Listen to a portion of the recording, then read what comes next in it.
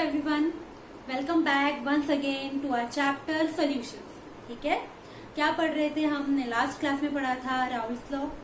तो आप मुझे माफ कर देना, एक छोटी सी गलती मैंने उसमें की थी। क्या थी? छोटी सी गलती थी, बस उसकी जगह 1 लिख दिया था मैंने। देखो क्या किया था हमने, chi a plus chi b is equal to क्या होता है हमारे पास 1। ये राउल्स लॉ था, chi a plus chi B 1 होता है। मैं किसी भी एक को रिप्लेस कर देती हूँ। मैंने लिखा था chi A B is equal to 1 minus chi A.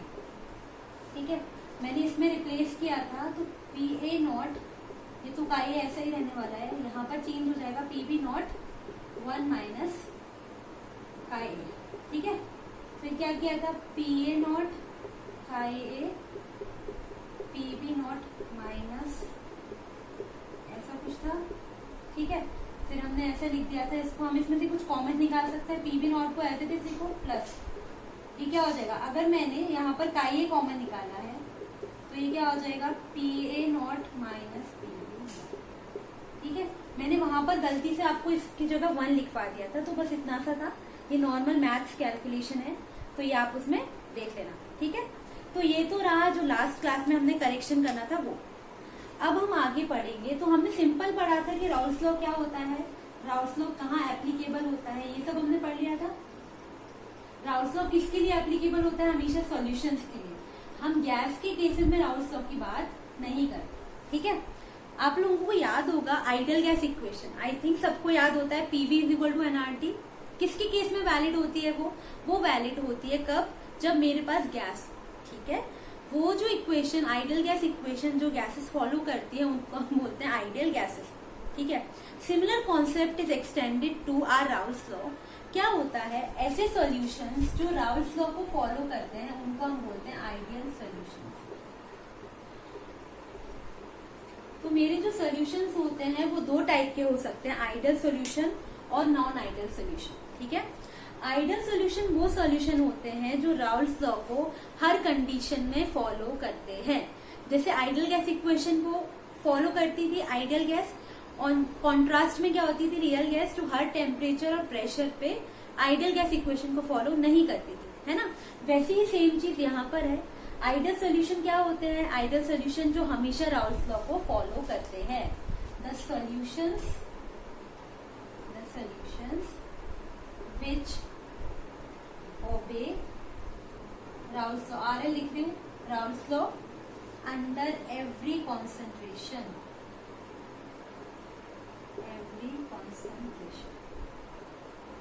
Are ideal solutions.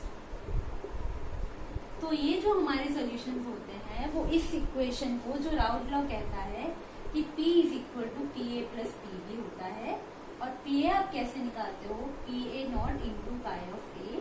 P B आप कैसे निकालते थे, पी बी नॉट। याद है कि नहीं है? याद है ना, लास्ट क्लास में ही पढ़ा था हम लोगों ने। सिंपल है, एक्सप्रेशन याद रखना है आपको ये। तो ये जो आइडियल सॉल्यूशंस है वो हमारे हमेशा इसको फॉलो करते थे। ठीक है, करते थे, करते हैं और करते रहेंगे, ऐसा उन्होंने माना था। लेकिन एक्चुअल में आइडियल स्टूडेंट जैसे कि नहीं होते ना, वैसी आइडियल सॉल्यूशंस या आइडियल गैस एग्जिस्ट नहीं करती। ठीक है, तो अगर मैं बात करी उसकी, तो उन्होंने क्या बोला था कि ऐसा होना चाहिए, मतलब जो मैंने थ्योरेटिकली राउल्स लॉ से प्रिडिक्ट किया है और जो एक्चुअल में मेरा आंसर आ रहा है वो क्या होना चाहिए, हमेशा सेम होना चाहिए। ठीक है, अब इससे रिलेटेड मैं और आपको क्या बता सकती हूँ, हमेशा ये फॉलो करेंगे, ये याद रखना, ये राउल्स लॉ का बेसिक स्टेटमेंट होता है।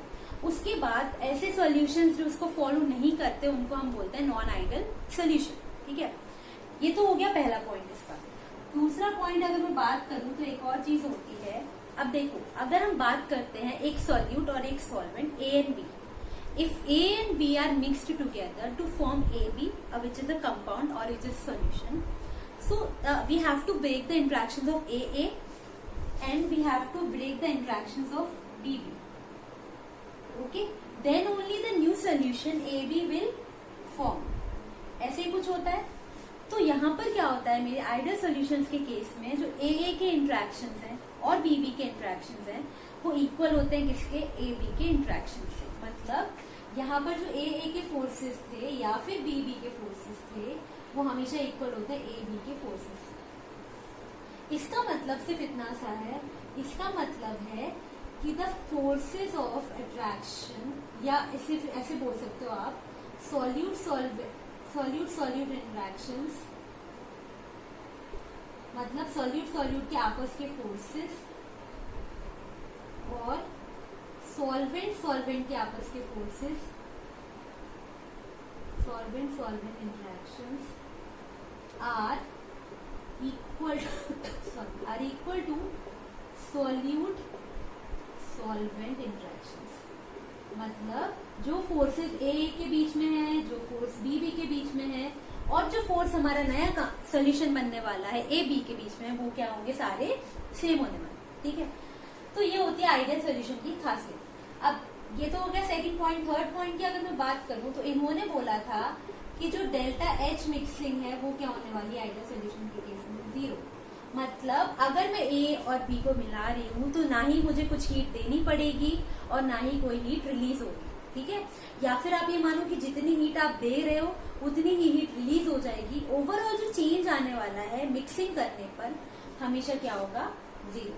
ठीक है, next thing is delta we mixing is also 0। Delta we mixing 0 का होने का मतलब है कि अगर आपने 100 ml ए लिया, 100 ml बी लिया, तो जो रिजल्टिंग सॉल्यूशन आना चाहिए वो भी क्या होना चाहिए, 200 होना चाहिए। मतलब कोई भी कंपाउंड बिल्कुल भी सॉल्यूशन वेस्ट नहीं होना चाहिए, 5 ml भी नहीं होना चाहिए, बिल्कुल कम नहीं होना चाहिए। उन्होंने क्या माना था कि आइडियल सॉल्यूशन वो होंगे जिसमें अगर मैं सॉल्यूट और सॉल्वेंट का टोटल निकाल रही हूँ और जो इतना मेरा सॉल्यूशन बना है दोनों ही क्या होंगे, हमेशा इक्वल। मतलब चेंज जो आने वाला है वी मिक्सिंग का, मिक्स करने पर वॉल्यूम क्या होगी, चेंज नहीं होगी। ठीक है, तो ये कुछ अजम्पशंस थे जो उन्होंने आइडियल गैसेस के लिए, सॉरी आइडियल गैसेस ने आइडियल सॉल्यूशंस के लिए माने। ठीक है, अब इसका एग्जांपल और देख लेते हैं हम लोग। एग्जांपल देख लो, जैसे बेंजीन एंड टॉलीन, अभी पढ़ा था हमने, बेंजीन और टॉलीन होते हैं। ठीक है, उसके बाद अगर मैं बात करूं आपसे क्लोरोबेंजीन एंड ब्रोमोबेंजीन। ठीक है,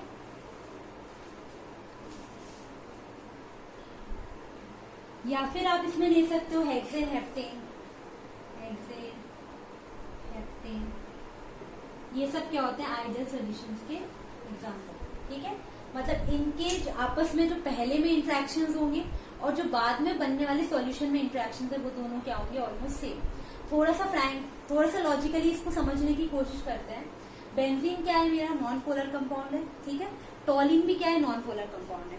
तो दो बेंजीन के मॉलिक्यूल्स में अगर मैं बात कर रही हूँ या फिर दो टॉलिन के मॉलिक्यूल्स में बात कर रही हूँ तो दोनों के बीच में आपस में सेम इंटरेक्शन होने वाले हैं। ठीक है, ऐसा क्यों, क्योंकि दोनों ही नॉन पोलर है। फिर जो नया कंपाउंड बनने वाला है उसमें भी क्या होगा, नया कंपाउंड में बेंजीन और टॉलिन साथ में, तो ये भी नॉन पोलर बनेगा, तो उसके भी जो फोर्सेस होंगे वो क्या होंगे, सेम होंगे। इसीलिए आइडियल सोल्यूशन में क्या होता है, पहले जो फोर्सेस थे और बाद में जो फोर्सेस होते हैं वो हमेशा क्या होते हैं, सेम। यही मान के आइडियल सोल्यूशन की बेसिक डेफिनेशन दी थी। ठीक है, तो ये तो हो गया आइडियल सोल्यूशन। अब ये तो जनरल रूल्स थे, लेकिन आइडियल सोल्यूशन हमेशा थोड़ी फॉलो किए जाते हैं, सब लोग थोड़ी इनको फॉलो करते हैं।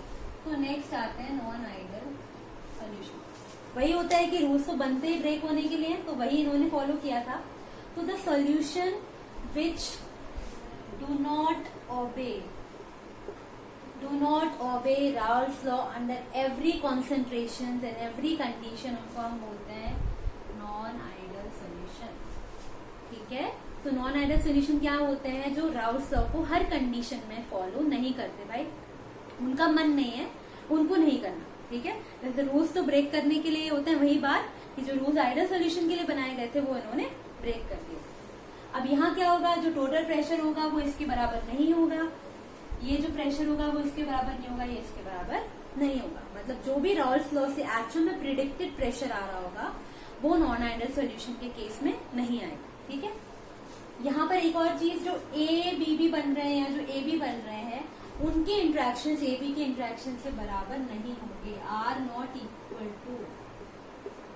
जो सॉल्यूट सॉल्वेंट के इंट्रैक्शन हैं वो सॉल्यूट और सॉल्वेंट के इंट्रैक्शन से हमेशा क्या होंगे, अलग होंगे। ठीक है, तो ये था नॉन आइडियल, कुछ नहीं है। वो जो फॉलो करते हैं वो आइडियल, जो नहीं करते वो नॉन आइडियल। नेक्स्ट इज इनकी जो डेल्टा एच मिक्सिंग है वो जीरो नहीं होने वाली, इनकी डेल्टा बी मिक्सिंग जीरो नहीं होने वाली, ठीक है। इसके एग्जांपल्स हम बाद में देखेंगे। तो जो भी चीज जो भी पॉइंट्स जो भी आइडियल सोल्यूशन में फॉलो हो रहे थे वो यहाँ फॉलो नहीं होने वाले, ठीक है। Next we will talk about कि अगर नॉन आइडियल है तो जो डिविएशन होने वाला है आइडियल सॉल्यूशन से वो ज्यादा होगा या फिर कम होगा, ठीक है। एग्जाम्पल मान लो कि अगर मैं प्रेशर की बात कर रही हूँ, आइडियली प्रेशर इतना आना चाहिए, ठीक है। मेरा प्रेशर आया या तो 250 या फिर 150, तो एक्चुअल में मेरा एक्चुअल वैल्यू से क्या हो गया, डिविएशन हो गया। डिविएशन अगर मेरा जो प्रेशर आ रहा है वो ज्यादा आ रहा है एक्चुअल से, तो इसको हम बोलते हैं पॉजिटिव डिविएशन। Positive deviation. अगर मेरा जो प्रेशर है वो एक्चुअल में इतना आना चाहिए था लेकिन उससे कम आ रहा है, इसको हम बोलते हैं नेगेटिव डिविएशन। नेगेटिव डिविएशन, ठीक है। तो इसको ही थोड़ा ढंग से समझेंगे हम कि नॉन आइडियल सोल्यूशन दो टाइप के बता सकते हैं डिविएशन। ये तो पता चल गया कि वो इक्वल टू जीरो नहीं होने वाला है, कुछ ना कुछ चेंज आएगा। अब वो चेंज होगा ज्यादा या कम, वो हम बताते हैं पॉजिटिव या नेगेटिव डिविएशन, ठीक है। तो अगर नॉन आइडियल सोल्यूशन है तो वो दो टाइप का हो सकता है। तो पहले मैं बताऊंगी positive deviation from Raoult's law. Positive deviation from Raoul's की स्पेलिंग हमेशा भूल जाती हूँ, राउल्स लॉ। तो एक्चुअल में जो आइडियल सोल्यूशन थे वो मेरे कैसे होने चाहिए थे, वो फॉलो करना चाहिए थे इसको, लेकिन ये फॉलो नहीं करते। पॉजिटिव डिविएशन का बेसिक मतलब क्या होता है, पॉजिटिव डिविएशन का मतलब है, पहले तो हम बात कर लेते, जो इक्वेशन है, तो जो मेरा प्रेशर आने वाला है वो हमेशा ज्यादा आएगा PA प्लस PB, ठीक है। जो कैलकुलेटेड प्रेशर आने वाला है वो हमारे एक्चुअल प्रेशर से ज्यादा आने वाला है, ठीक है। दूसरे अगर मैं बात करती हूँ, जो मेरे AA-BB के इंट्रैक्शन हैं वो हमेशा AB के इंट्रैक्शन से ज्यादा होंगे।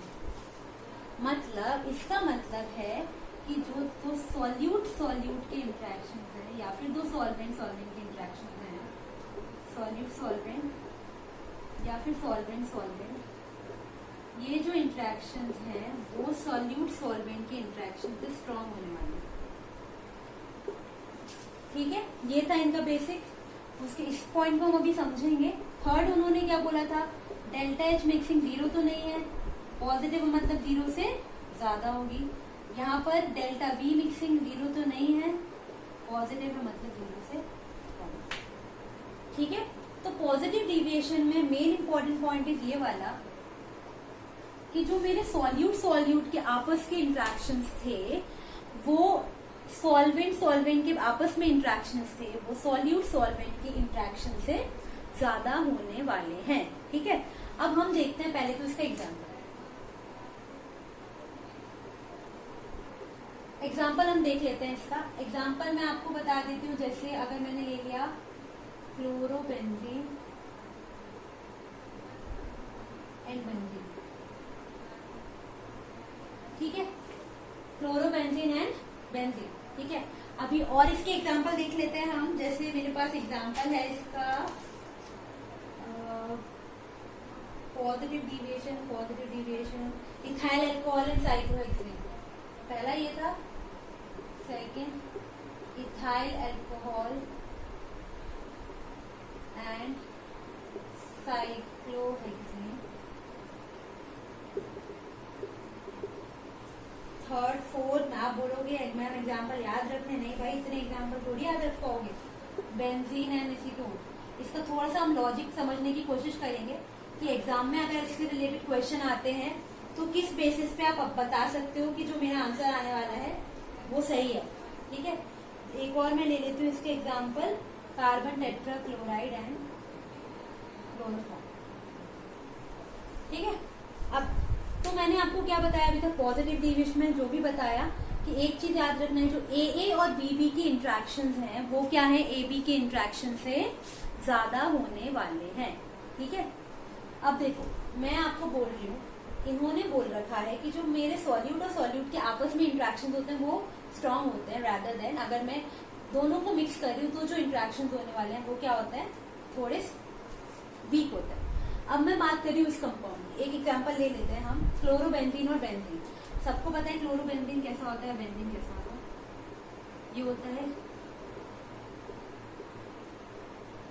क्लोरोबेंजीन, ठीक है। अब मैं अगर आपसे बात कर रही हूँ ये है या फिर ये है, सिंपल बात करते हैं। ये क्या है मेरे पास, नॉन पोलर कंपाउंड। ये क्या है मेरे पास, नॉन पोलर कंपाउंड। ये क्या है मेरे पास, पोलर कंपाउंड। अब आपको पता है अगर नॉन पोलर जो कंपाउंड है उसमें कौन से फोर्सेस होते हैं, नॉन पोलर में होते हैं हमेशा डिस्पर्जन फोर्सेस। मतलब बेंजीन के मॉलिक्यूल्स में आपस में कौन से फोर्सेस होने वाले हैं, डिस्पर्जन फोर्सेस। मान लेते हैं सिंपल हम एग्जांपल लेके चलते हैं। ये दो बेंजीन के मॉलिक्यूल्स हैं, ठीक है। अब ये बेंजीन के मॉलिक्यूल को आपस में रहना है एक साथ। अगर ये आपस में रहने की कोशिश करेंगे, आपस में इनके बीच में जो फोर्सेस ऑफ अट्रैक्शन होते हैं उनको हम बोलते हैं डिस्पर्जन फोर्सेस। क्योंकि ये क्या है, नॉन पोलर है, तो नॉन पोलर में क्या है, जो ये फोर्सेस होते हैं बीच वाले वो बहुत वीक होते हैं, ठीक है। ऑन दी अदर हैंड अगर मैं बात करती हूँ पोलर फोर्सेस की, तो पोलर में क्या होता है, पोलर अगर मॉलिक्यूल है तो यहाँ पर फोर्सेस कौन कौन से हो सकते हैं, डायपोल, इसके बीच में क्या होंगे, डायपोल। तो ये फोर्सेस तो वीक है, लेकिन ये फोर्सेस क्या है, बहुत स्ट्रॉन्ग है।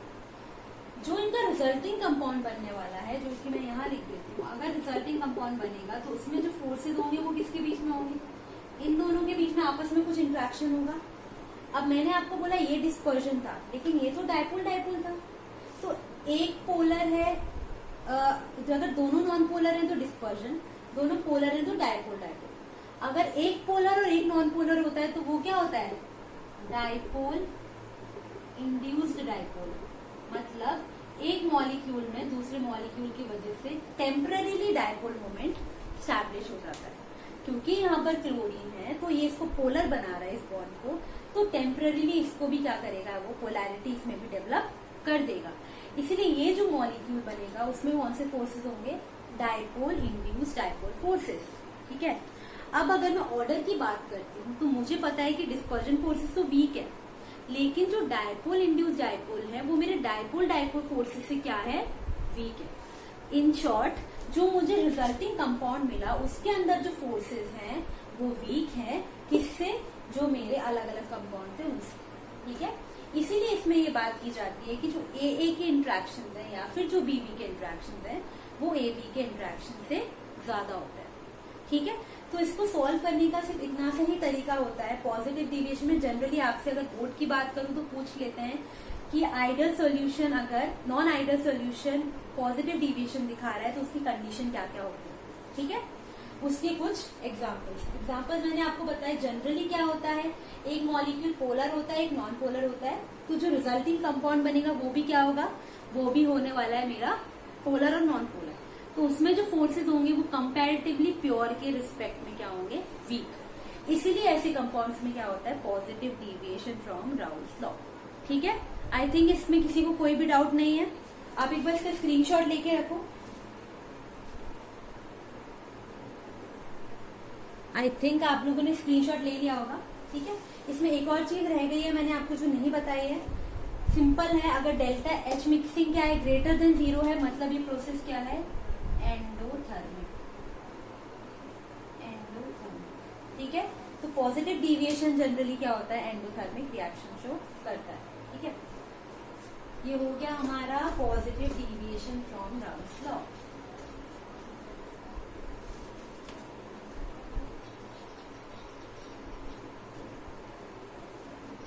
इसके बाद हम पढ़ने वाले हैं इसी में, पहले हम देख, अच्छा ये हो गया। अब मैं इसका ग्राफ आपको एक साथ करा दूंगी, पॉजिटिव नेगेटिव दोनों का। अभी हम पढ़ते हैं negative deviation from Raoult's law. तो प्रेशर क्या होगा, यहाँ पर ज्यादा था टोटल प्रेशर, यहाँ पर क्या होगा, P is less than PA plus PB, ठीक है। या फिर दूसरी तरीके से आप इसको ऐसे भी देख सकते हो कि जो PA आएगा वो PA0 और PA0 से क्या होगा, कम होने वाला है, ठीक है। अब अगर मैं बात कर रही हूँ यहाँ पर इसकी, यहाँ पर सॉल्यूट जो इंट्रैक्शन थे वो क्या होने वाले हैं, हमारे पास वीक होने वाले हैं। उसी से कंपेयर करके देखो आप, वहां क्या था, AA BB इंट्रैक्शंस क्या होते थे, ज्यादा होते थे, यहाँ पर क्या होंगे, वो कम होंगे, ठीक है। थर्ड पॉइंट है, मैंने बोला था डेल्टा एच मिक्सिंग वहां पर ग्रेटर देन 0 होता है, यहाँ पर होगा लेस देन 0। लेस देन 0 है मतलब ये प्रोसेस कैसा होने वाला है, एक्सोथर्मिक, ठीक है। फोर्थ पॉइंट मैंने आपको बताया था डेल्टा वी मिक्सिंग क्या होता है, डेल्टा वी मिक्सिंग होता है लेस देन 0, ठीक है। बस इतने ही पॉइंट्स थे। अब हम देख लेते हैं इनके एग्जांपल्स। एग्जांपल में देखो आप, जैसे मैं ले रही हूँ chloroform and acetone, chloroform and acetone, या आप ले सकते हो phenol and aniline, phenol and aniline. यहाँ पर क्या है, ये दोनों मॉलिक्यूल्स ही क्या है मेरे पास, पोलर मॉलिक्यूल है, ठीक है। और इसके एग्जांपल मैं आपको दे सकती हूँ एसीटोन एंड एनिलीन। थर्ड आप ले सकते हो एसीटोन एंड एनिलीन, ठीक है। इसको कैसे समझा सकते हैं, जैसे हमने उसमें किया था ना नेगेटिव पॉजिटिव डिविएशन है, वैसे ही नेगेटिव डिविएशन में आप समझ सकते हो सेम चीज अप्लाई हो सकती है। कैसे हो सकती है, देखो यहाँ पर मेरे पास क्या है, अब मैं ये वाला एग्जांपल ले लेती हूँ फिनॉल, दूसरा है मेरे पास एनिलीन, ये भी पोलर है, ये भी पोलर है, ठीक है भाई, ये भी पोलर है, ये भी पोलर है। इसमें हाइड्रोजन बॉन्डिंग हो सकती है, इसमें भी हाइड्रोजन बॉन्डिंग हो सकती है, ठीक है भाई, इसमें भी हाइड्रोजन बॉन्डिंग हो सकती है, इसमें भी एच बॉन्डिंग हो सकती है। तो ये तो हमें पता है ए बी भी तो स्ट्रॉन्ग ही होने वाले हैं, क्योंकि ए के मॉलिक्यूल्स अगर आप कंबाइन करोगे तो भी हाइड्रोजन बॉन्डिंग होगी, बी के मॉलिक्यूल्स को आप कंबाइन करोगे तो भी हाइड्रोजन बॉन्डिंग होगी। लेकिन जो नया ए बी बनने वाला है उसमें तो ये दोनों ही होंगे, ये दोनों ही होंगे, मतलब जो बॉन्ड बनने वाला है, अगर मैं ऐसे देखूँ यहाँ पर OH और यहाँ पर ऐसे लिख देते हो NH2, तो ये वाला जो मेरा बॉन्ड बनने वाला है ये तो और भी ज्यादा स्ट्रॉन्ग होगा, क्योंकि दोनों मॉलिक्यूल्स क्या है, दोनों मॉलिक्यूल्स डिफरेंट है। तो अब जो मेरा नया बॉन्ड बनेगा उसमें इलेक्ट्रोनेगेटिविटी डिफरेंस ज्यादा होगा, ज्यादा टाइप से बॉन्ड कर पाएगा, ये नाइट्रोजन दूसरे ऑक्सीजन के हाइड्रोजन से बॉन्ड कर लेगा। ऐसे जो बॉन्डिंग होती जाएगी वो क्या होती जाएगी, और भी ज्यादा एक्सटेंसिव होती जाएगी, और ये जो बॉन्ड्स है मेरे ए बी के बॉन्ड्स है और ज्यादा स्ट्रॉन्ग हो जाएंगे। इन शॉर्ट मैं बोल सकती हूँ कि अगर मेरे पास दोनों पोलर मॉलिक्यूल्स हैं तो जनरली वो क्या दिखाते हैं, negative deviation from Raoult's law. क्यों, क्योंकि अगर वो पोलर थे तो ऑलरेडी उनमें सेम टाइप के फोर्सेस थे, लेकिन जो नया कंपाउंड बना है जब मैंने दोनों को मिक्स कर दिया तो उसके जो फोर्सेस थे वो और भी ज्यादा स्ट्रांग थे, वो फोर्सेस और भी ज्यादा स्ट्रांग थे। तो हम बोल सकते हैं कि ऐसे सॉल्यूशंस क्या दिखाते हैं, नेगेटिव डिविएशन फ्रॉम राउल्स, ठीक है। सिंपल है, ज्यादा डिफिकल्ट नहीं है टॉपिक। आइडियल सॉल्यूशन वो थे जो राउल्स लॉ को फॉलो करते थे, जो नहीं करते थे उनको नॉन आइडियल बोला, ठीक है। अब नॉन आइडियल में दो टाइप के थे, पॉजिटिव और नेगेटिव। पॉजिटिव वो जिनका डिविएशन ज्यादा आ रहा है, नेगेटिव वो जिनका डिविएशन कम आ रहा है, ठीक है।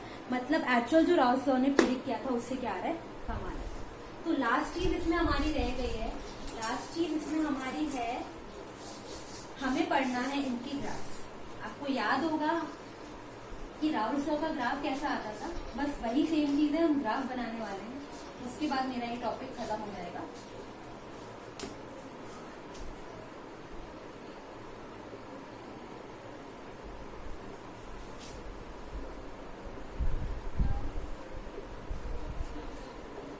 यार मेरी ड्राइंग इतनी अच्छी नहीं है तो देख लेना, थोड़ा एडजस्ट कर लेना, डिफरेंस समझना बस है क्या, बहुत इजी सा ग्राफ है, कुछ नहीं है, पॉजिटिव और नेगेटिव डिविएशन का, ठीक है।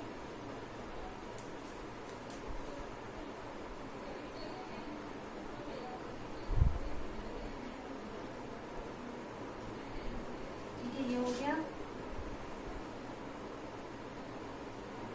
याद होगा नॉर्मल राउल्स लॉ का ग्राफ यही पढ़ते थे, यहाँ था पी ए, इधर यहाँ पर आता था काई ए की बात करी थी 1, काई भी होता था 0, यहाँ पर होता था काई ए 0, काई भी होता था 1, ठीक है। सेम इसमें बनेगा, काई ए इज इक्वल टू 1,